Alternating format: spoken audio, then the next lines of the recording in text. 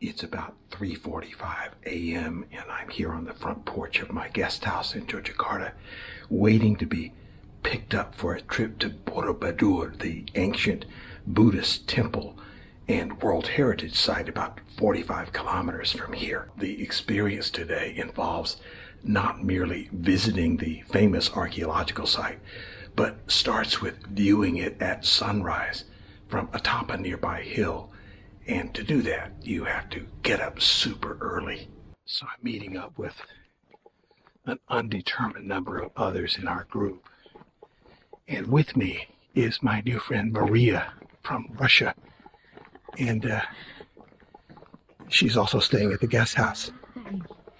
Should I say good morning? No. If you're fit and able to do so. I don't know. Did you get enough sleep? Yeah, I'm good. Also ich war ja im November, Dezember in Indien eben. Ja, war dann noch kurz in Deutschland.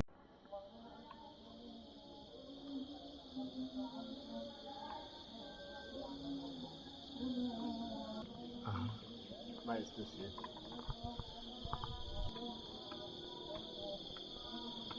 This is referred to colloquially as King Kong Hill, looking out to the east and the sunrise, and not quite yet, but very shortly it will be light enough so that the site of Borobudur will appear in the skyline.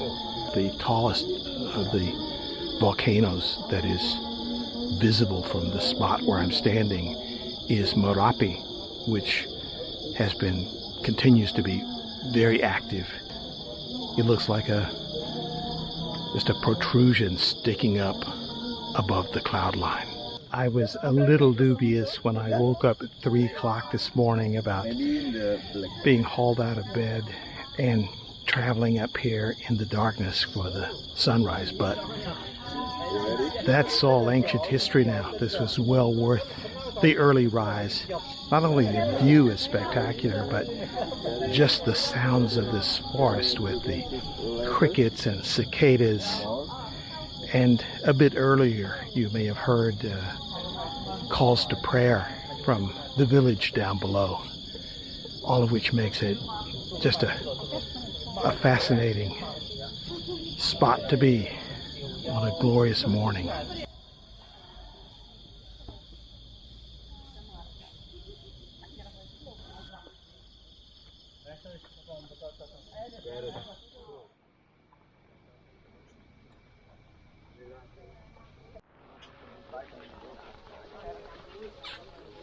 Well, we've arrived at Borobudur after seeing it at sunrise, and of course it is spectacular the closer you get to it. Up until a few years back, many people per day were allowed into the ruin and onto the ruin. Today you pay a price for a special ticket, such as both myself and Maria are, to climb onto the ruin, and yet it's limited. There are only 1,200 people per day who are allowed onto the site, and it's staggered by time, and so it's our turn to do it. But just as recently as a few years before COVID, there were up to 50,000 people a day, if you can imagine, who were crawling all over this site. So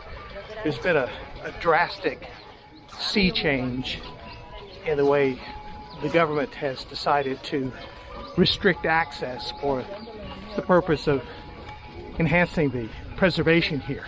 Borobudur is considered one of the 3 great Buddhist antiquity sites in Southeast Asia, along with Angkor Wat in Cambodia and Bagan in Myanmar.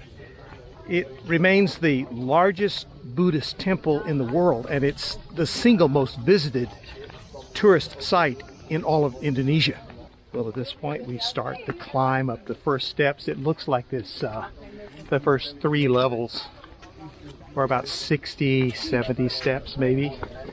But as you'll see, we'll go much beyond that as we get up to the temple building itself. It is a single building. There's nothing inside it. You think of this almost in the same terms as you think of the pyramids of Egypt or the Mayan or Aztec ruins in Mexico. It's of that caliber architecturally, but it's, of course, not a burial tomb. It was built as a temple. There's hardly a cloud in the sky in the immediate area, some on the horizon, and in the background you see the ever-active Merapi volcano. This is simply an incredible place, and with an incredible backstory. Built in the 700 CE, was a place of pilgrimage for Buddhists for some 7 centuries before being abandoned in the 1400s. That coincided with both the decline and the influence of Buddhist and Hindu kingdoms here on the island of Java and the rapid rise of Islam. This place literally sank back into the jungle and stayed out of sight and out of mind for 4 centuries after it was abandoned.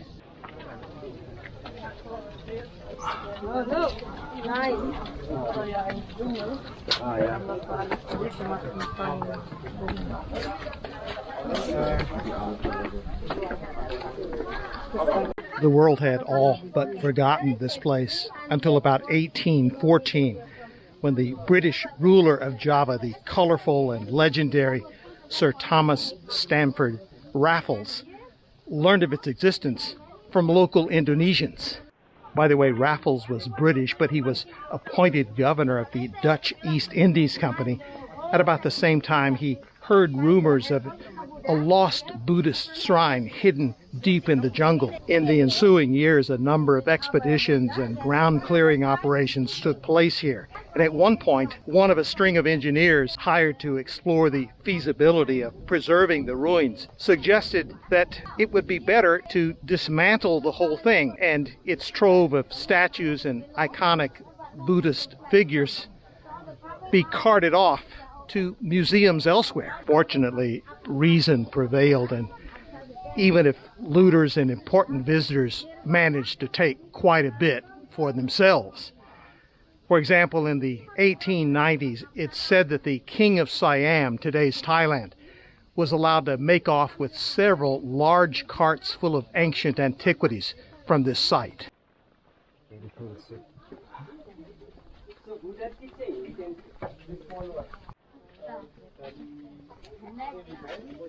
You may notice a kind of randomness as to the color of the reliefs on the side of this temple. Originally, they were black and white, but after the advent of color photography, it was decided that the place would appear more stunning if it had a little life to it in terms of color. And so what you see with the sort of orange tannish hues is the residue from the use of natural pigmentation to paint the place, and that was largely done. A lot of it is worn away, and you see much of it in its basic black and white, but it's overall still different than, say, it would have been 500 years ago. I mentioned there's been a change in the way the Indonesian government manages this antiquity site in the last few years, and that's been a net positive for preservation, but it has not made everyone happy. That's because ever since the government entered into an agreement with a private concessionaire to operate this and a nearby antiquity site, the prices to get in here have soared, and for foreigners, it's, I'll say, bad enough. It cost roughly $60 to do the tour that I'm doing, which includes the ability, which was once given, to climb up onto the temple itself, as well as to the less expensive portion of another tour, which is just to view it from the garden, park-like garden at the bottom. But it's proved to be a kind of nuisance for foreign travelers who come here, because it's an inconvenience to have to do as they do, which is to mainly buy tickets in advance for the ultimate tour, and then to often experience, as I did, that the first time you seek is sold out. But even Indonesians are complaining that it's too expensive. They pay maybe only 1/8 the amount that a typical foreign tourist pays to come here. But for many Indonesians, they say it's still simply too expensive. You just marvel at how, despite whatever looting has taken place here, this place has remained so abundantly intact with so many gigantic features. Of course, many of them have had restorative work, but this has remained a Javanese original. There's no question why it enjoys the reputation as being in the first order of antiquities. Die Avaginisme is park. Maar dat is gewoon heel erg samenknijpen en is iets kostspannend en weer te seks. Dat kan je ook oprekken.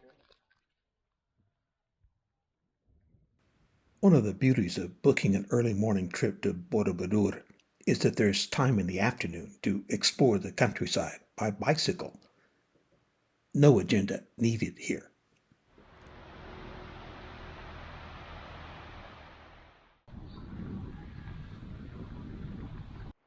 You just stop at random as the spirit moves.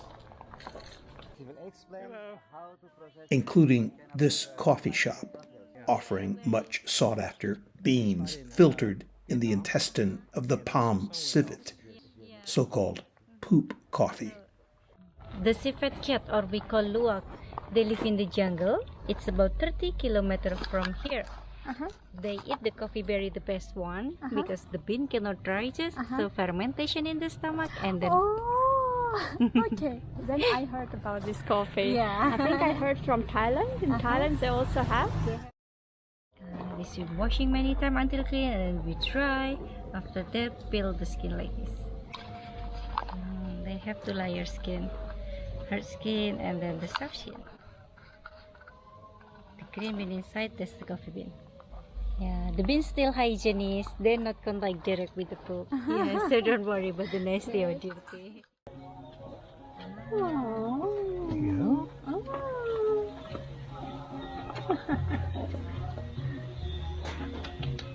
Oh my god, so cute.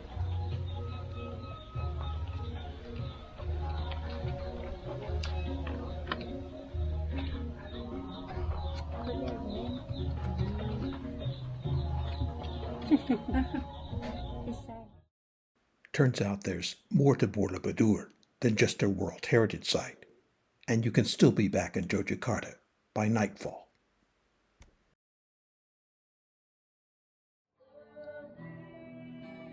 For me, that means one last stop at my neighborhood cafe hangout, Ovid. Yeah, good to see you. My last night. Oh, yeah. Enjoyable, man. A little place that I've grown to love over my nearly a week here in town. And I keep coming back because it feels welcoming. There's a different set of musicians here every night. And why go anywhere else?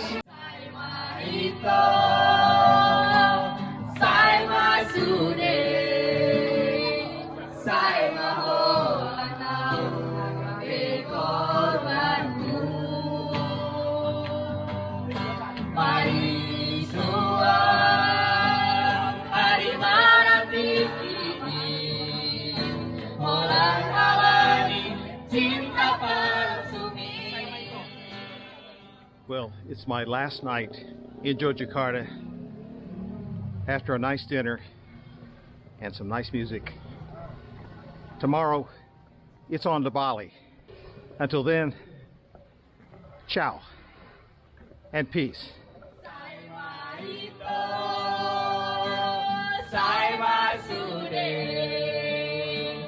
Sai maholanau nagabe korbanmu. Mari